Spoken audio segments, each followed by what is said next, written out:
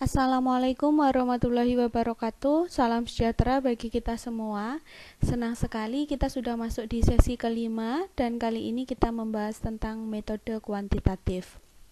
Dalam materi metode kuantitatif ini kita akan membahas 3 hal, yakni yang pertama adalah present value, kemudian yang kedua adalah future value, dan yang ketiga adalah state annual report versus effective annual rate. Present value itu dan future value itu kita pelajari di manajemen keuangan 1 yang materinya tentang nilai waktu terhadap uang. Sebenarnya present value atau nilai sekarang dan future value atau nilai masa depan itu kaitannya dengan mata kuliah teori portofolio adalah bagaimana kita dapat memprediksikan nilai masa depan yang akan kita dapatkan dari sejumlah uang atau nilai masa sekarang yang akan kita investasikan, dan begitu sebaliknya. Sedangkan kalau state annual report itu adalah tingkat bunga yang akan kita bayarkan atau yang akan kita terima dari investasi yang kita lakukan selama 1 tahun itu banyaknya hanya 1 kali, jadi 1 kali dalam setahun gitu ya. Kalau yang effective annual rate itu adalah tingkat bunga yang kita bayarkan atau yang kita terima berkaitan dengan investasi yang kita lakukan selama 12 kali per tahun. Itu artinya dia dibayar per bulan ya. Kalau yang SAR tadi adalah dibayar 1 kali dalam setahun. Kalau yang IR itu dibayar 12 kali dalam 1 tahun, yang artinya dibayar per bulan. Sekali lagi, ketiga hal ini metode kuantitatif yang terdiri dari present value, future value, dan SAR serta IR ini berkaitan dengan investasi yang akan kita lakukan.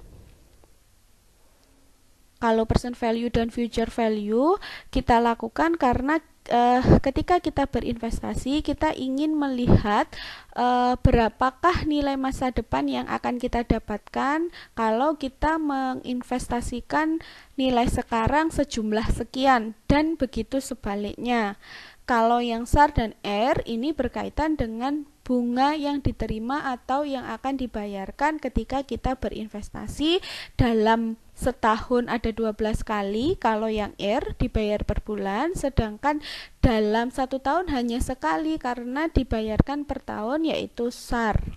Nah, kenapa sih metode kuantitatif ini penting dipelajari dalam mata kuliah ini? Tadi sedikit saya singgung bahwa ketiga hal yang saya sebutkan tadi, yaitu PV, future value, dan SAR serta R tadi berkaitan dengan investasi yang akan kita lakukan.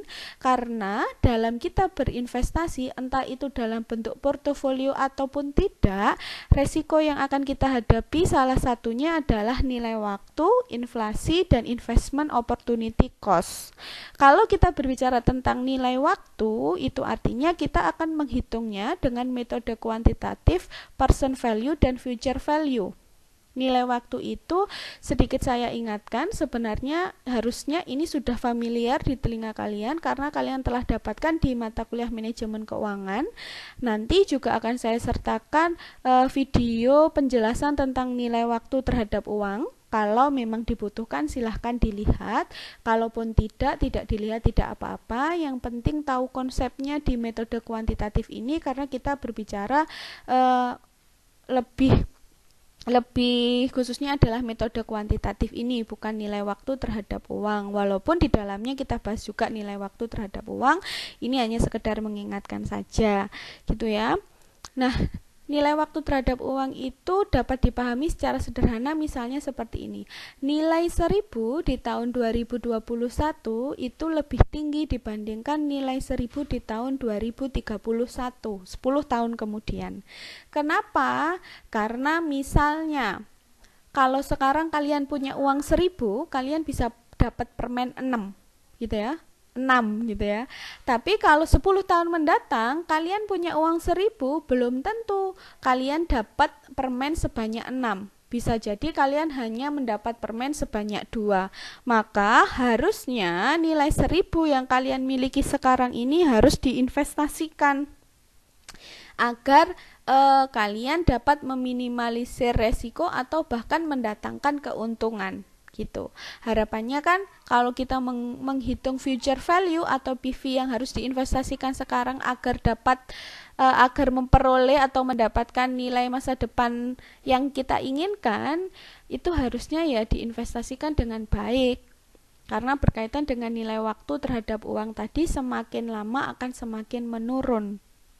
Karena apa? Selain itu juga dipengaruhi oleh inflasi dan investment opportunity cost. Kalau kita berbicara tentang inflasi dan biaya, itu pasti kaitannya dengan tingkat bunga. Entah itu yang kita terima atau entah itu yang kita bayarkan. Yang kaitannya dengan investasi yang harus kita lakukan, entah itu bentuknya portofolio ataupun tidak. Makanya metode kuantitatif ini harus kita pelajari dalam mata kuliah teori portofolio dan analisis investasi. Nah, langsung saja. Yang pertama kita akan membahas tentang nilai sekarang. Nilai sekarang itu rumusnya adalah sebagai berikut. Jadi di sesi ini saya akan menjelaskan beberapa rumus, di mana rumus itu nanti akan digunakan untuk mengerjakan soal. Pastinya gitu ya. Kalau kita berbicara tentang metode kuantitatif, pasti kaitannya itu hitung-hitungan. Ini rumus untuk nilai sekarang atau present value. Ya. Diskon rate itu adalah tingkat bunga, simbolnya R. Sedangkan T itu periode, waktu investasi. Jadi mungkin kalau ketika kalian mempelajari nilai waktu terhadap uang, diskon rate atau tingkat bunga ini simbolnya adalah I. I kecil atau I besar sebenarnya pada dasarnya sama. I besar, I kecil atau R ini sama. Sama-sama berbicara tentang tingkat bunga. Hanya simbolnya saja yang berbeda. Kemudian untuk T, kalau kalian mempelajari nilai waktu terhadap uang, T itu adalah, kalau di bab nilai waktu terhadap uang itu simbolnya N besar atau N kecil, periode atau waktu investasi. Sama halnya dengan diskon rate tadi, hanya simbolnya saja yang berbeda. Setelah kita tahu rumus pokok nilai sekarang, ternyata nilai sekarang ini dibagi menjadi dua, ada yang terbatas dan ada yang tidak terbatas. Apa sih bedanya terbatas dan tidak terbatas?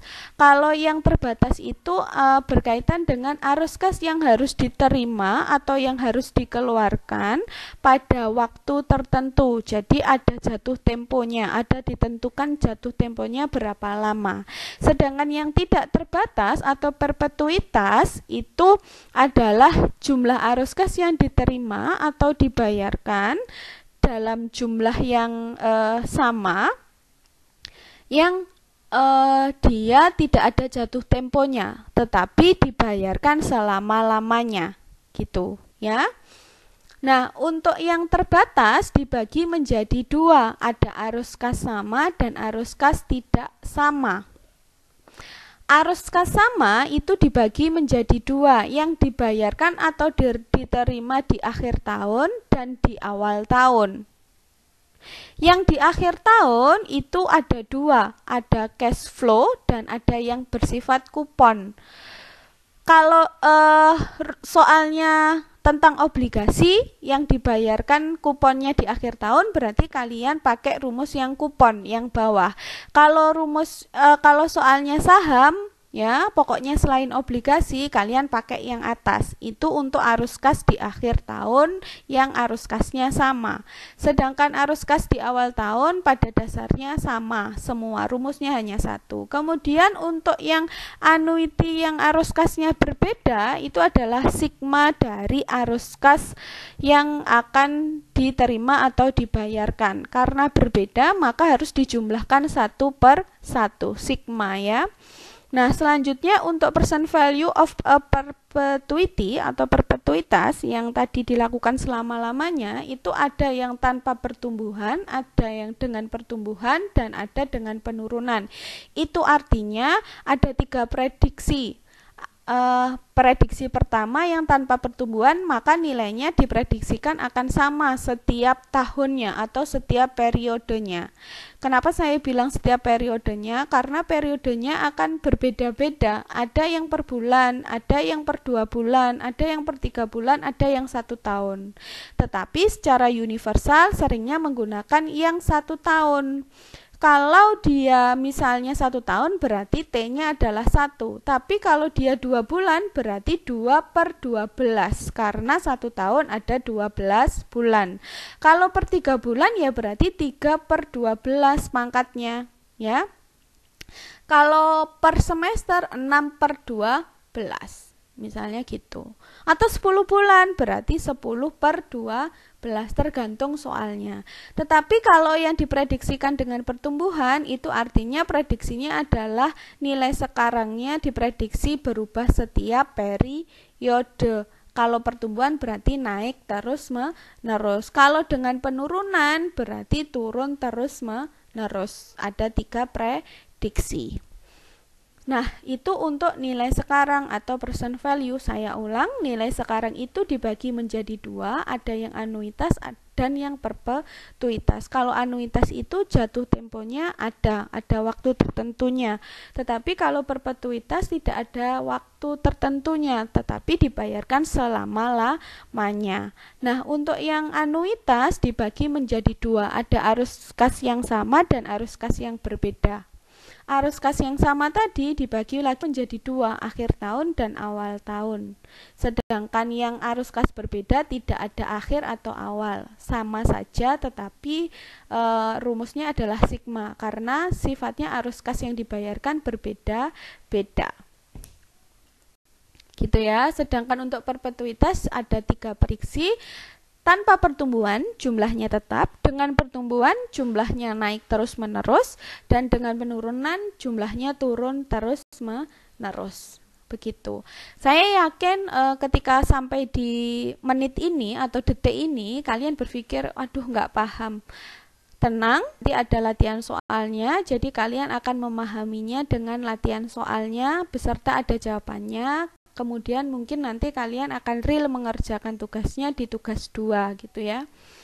Selanjutnya kita bahas adalah tentang future value. Kalau future value itu berbicara tentang nilai masa depan. Semakin lama nilai investasinya, semakin besar pertumbuhan modalnya. Itu konsepnya ya. Karena logikanya berarti bunga yang didapatkan akan semakin besar. Tetapi bunga yang diterima setiap bulan itu lebih besar dibandingkan bunga yang diterima 1 kali dalam setahun. Ya.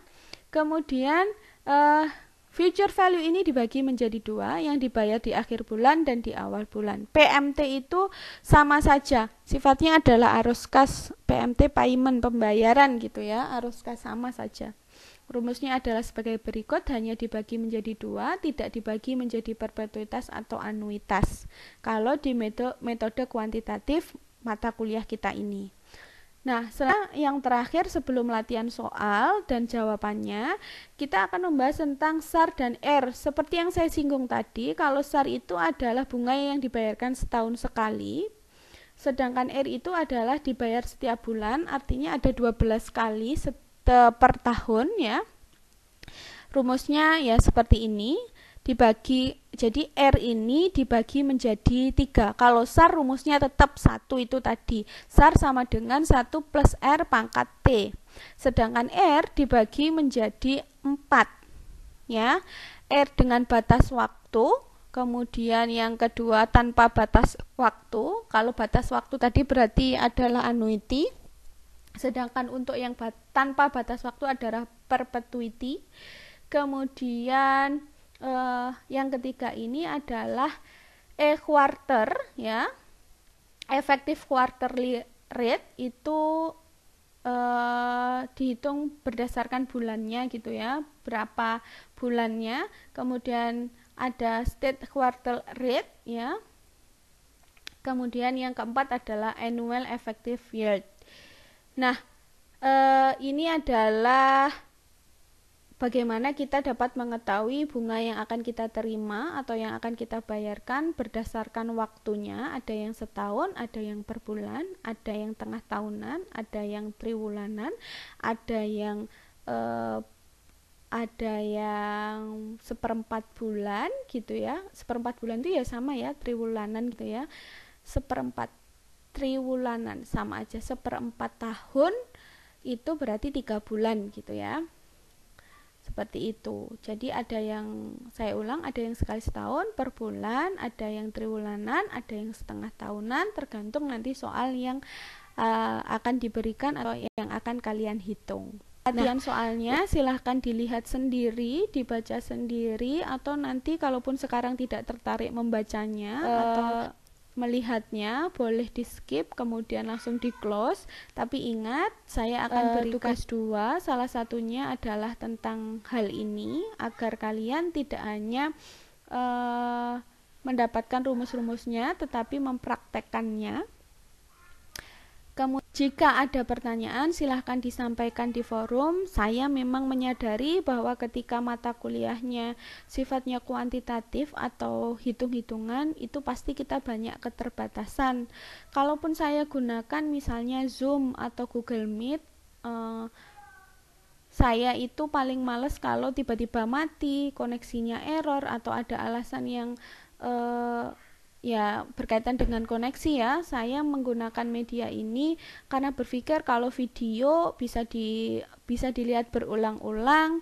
Kemudian kalau ada pun yang dibingungkan silahkan bertanya, insya Allah akan saya jawab.